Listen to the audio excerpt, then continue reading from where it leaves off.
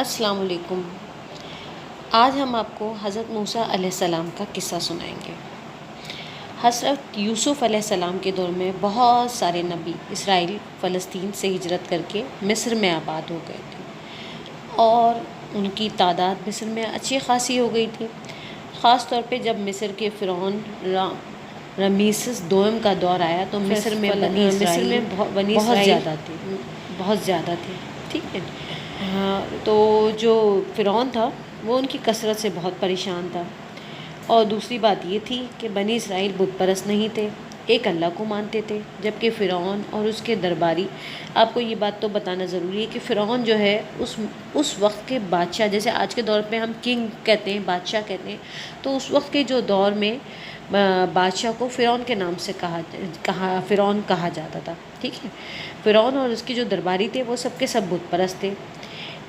اور تیسرے ایک اور انوکھی بات ہو گئی تھی، وہ یہ کہ فرعون کے ایک نجومی نے اسے حساب لگا کے بتلایا کہ بنی اسرائیلوں میں عنقریب ایک ایسا بچہ پیدا ہوگا جس کے ہاتھوں تیری حکومت ختم ہو جائے گی۔ یہ سننا تھا کہ فرعون کا غصہ آسمان سے باتیں کرنے لگا۔ اس نے حکم دیا کہ بنی اسرائیل کے ہاں جو بھی لڑکا پیدا ہو اسے قتل کر دو۔ فرعون کے دربار میں بیٹھنے والے کسی سمجھدار آدمی نے اسے یہ بات سمجھایا کہ بھائی ایسا نہیں کرو، اگر آپ نے بنی اسرائیل کے سب لڑکے قتل کر دیے تو آگے چل کر ہماری کھیتوں دکانوں پر کام کے لیے مزدور کہاں سے آئیں گے؟ فرعون کی سمجھ میں یہ بات آ گئی، چنانچہ اس نے حکم دیا کہ 1 سال تو پیدا ہونے والے سب لڑکے قتل کر دیا جائیں، جبکہ اگلے سال ایسا نہ کیا جائے۔ اللہ کی شان کہ حضرت ہارون جو حضرت موسیٰ کے بڑے بھائی ہیں اس سال پیدا ہوئے جس سال لڑکے قتل نہیں کیے جا رہے تھے، جبکہ حضرت موسیٰ اس سال پیدا ہوئے جس میں فرعون کے سپاہی ڈھونڈ ڈھونڈ کر پیدا ہونے والے لڑکوں کو قتل کر رہے تھے۔ اس لیے آپ کی والدہ نے آپ کے پیدا ہونے کی خبر کو خفیہ رکھا۔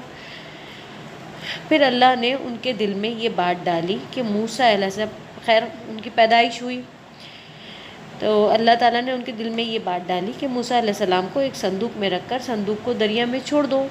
آگے اللہ جانے، اور یہ کہ موسیٰ اللہ تعالیٰ جانے کہ جو ان کے حق میں بہتر ہوگا وہ کرے گا، اور ساتھ ہی یہ بھی بشارت دے دی کہ وہ موسیٰ کو ان کی والدہ کے پاس ضرور لائے گا اور یہ اللہ کے رسول بنیں گے۔ آپ کی والدہ نے اللہ کے حکم کے مطابق آپ کو صندوق میں رکھ کر صندوق کو دریا میں ڈال دیا، لیکن ساتھ ہی اپنی بیٹی کو حکم دیا کہ تو دریا کے کنارے کنارے چلتی جا اور دیکھ کہ صندوق کس کے ہاتھ لگتا ہے۔ اس صندوق پر فرعون کے گھر والوں میں سے کسی کی نگاہ پڑ گئی، انہوں نے خادموں کو بھیج کر صندوق دریا سے منگوا لیا۔ جب انہوں نے صندوق کو کھولا تو اس میں بے حد خوبصورت بچہ دیکھا۔ فرعون کی بیوی کا دل بچہ دیکھتے ہی نرم پڑ گیا اور فرعون سے اس بات کی درخواست کی کہ وہ بچے کو قتل نہ کرے، چونکہ وہ اب اس کی اولاد نہیں تھی، اور اس نے فرعون سے درخواست کی کہ وہ بچے کو گود لینا چاہتی ہے۔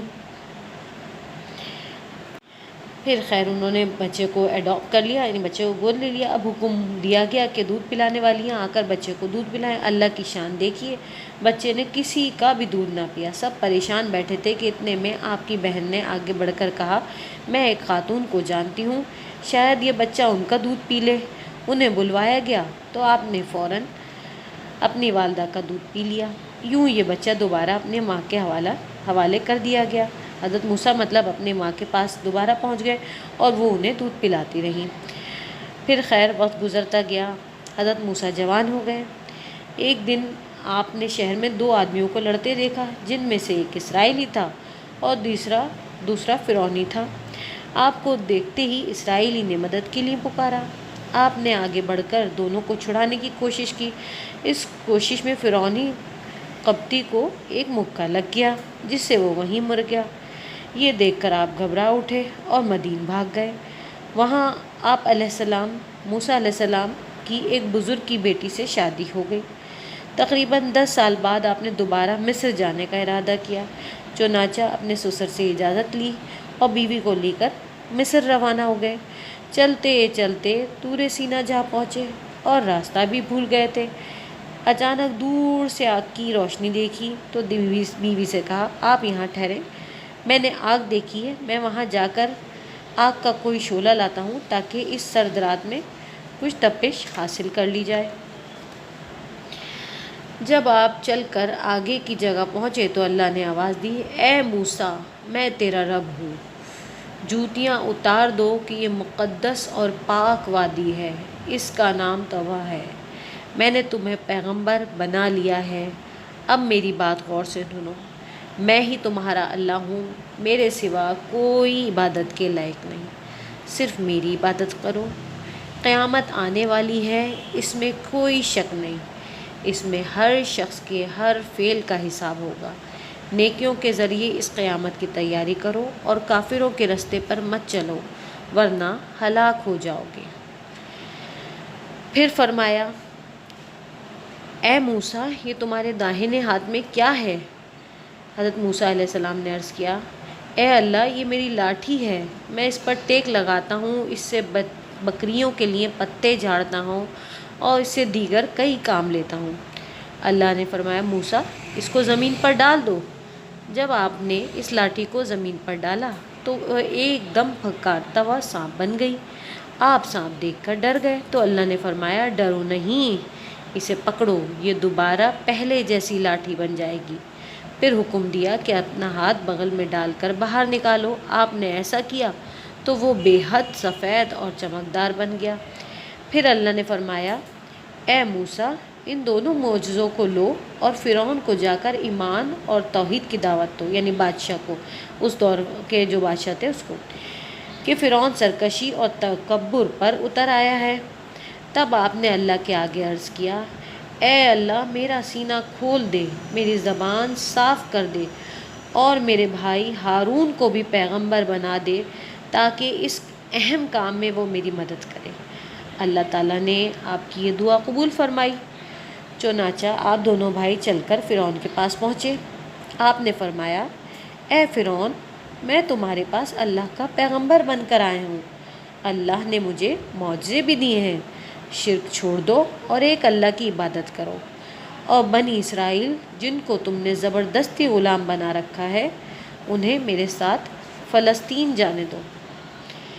فرعون نے آپ کی بے قدری کی، بات ماننے سے انکار کر دیا۔ اب آپ نے فرعون کو معجزات دکھانے شروع کیے۔ پہلے لاٹھی کو زمین پر ڈالا تو وہ سانپ بن کر دوڑنے لگی، پھر بغل میں ہاتھ ڈال کر باہر نکالا تو وہ سفید چمکدار بن گیا۔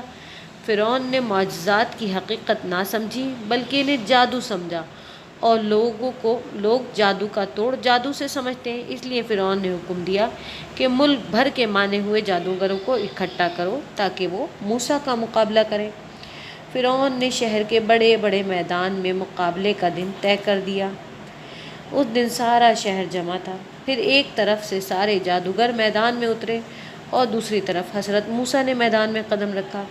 پہلے جادوگروں نے اپنا جادو پھینکا۔ یہ جادو کی چند رسیاں تھیں، جیسے ہی وہ زمین پر گریں تو دیکھنے والے کو ایسا لگا جیسے وہ سانپ بن کر پورے میدان میں دوڑنے لگی ہیں۔ لوگ بڑے حیران ہوئے، لیکن جیسے ہی آپ نے یعنی حضرت موسیٰ علیہ السلام نے اپنی لاٹھی ڈالی اور تو وہ بہت بڑا اژدہا بن کے جادوگروں کے جادو کے سب سانپوں کو نگلنے لگی تو لوگ دنگ رہ گئے۔ یہ منظر دیکھ کر جادوگر فوراً سمجھ گئے کہ یہ جادو نہیں ہے بلکہ اللہ کی قدرت کا اظہار ہے، اس لیے اسی میدان میں اپنے ایمان لانے کا اعلان کر دیا اور ساتھ ہی مجمع سے بھی بے شمار لوگ ایمان لے آئے۔ اس بات سے فرعون اور بھی زیادہ غصے میں آ گیا۔ اس نے پہلے سے بھی زیادہ حضرت موسیٰ اور ایمان لانے والوں کو عذاب دینا شروع کر دیا۔ تب اللہ نے آپ کو حکم دیا کہ آپ بنی اسرائیل اور مومنوں کو لے کر راتوں رات مصر سے نکل جائیے اور فلسطین روانہ ہو جائیے۔ صبح ہوتے ہی جب فرعون کو بنی اسرائیل کے نکل جانے کا علم ہوا تو بہت سارے سپاہی لے کر ان کے پیچھے نکلا اور سورج نکلنے سے پہلے ہی ان تک جا پہنچا۔ اب آگے سمندر تھا اور پیچھے فرعون اور اس کے سپاہی۔ بنی اسرائیل کو یقین ہو گیا تھا کہ ہم ہلاک ہو جائیں گے۔ حضرت موسیٰ علیہ السلام نے انہیں اطمینان دلاتے ہوئے کہا، ڈرو نہیں، اللہ ہمارے ساتھ ہے، وہ ہمارے بچاؤ کا راستہ نکالے گا۔ پھر اللہ نے حضرت موسیٰ علیہ السلام کو حکم دیا، آپ اپنی لاٹھی کو سمندر پر ماریے۔ آپ نے ایسا ہی کیا جیسے اللہ کا فرمان تھا۔ تو جیسے ہی انہوں نے لاٹھی سمندر کے پانی پر ماری، سمندر میں راستہ بن گیا۔ آپ سب کو لے کر سمندر پار نکل گئے۔ خالی راستہ دیکھ کر فرعون کا دل بھی للچایا اور بنا سوچے سمجھے اپنی فوجیں لے کر راستے پر اتر گیا۔ جب بیچ میں پہنچا تو اللہ نے پانی کو حکم دیا کہ دوبارہ مل جائے، چنانچہ پانی کی لہریں دوبارہ مل گئیں۔ یوں اللہ کے معجزے سے موسیٰ اور بنی اسرائیل تو نجات پا گئے، جبکہ فرعون اور اس کے سب ساتھی غرق ہو کر ہلاک ہو گئے۔ اس کی لاش آج تک مصر کے عجائب خانے میں محفوظ ہے اور سب کے لیے باعث عبرت ہے۔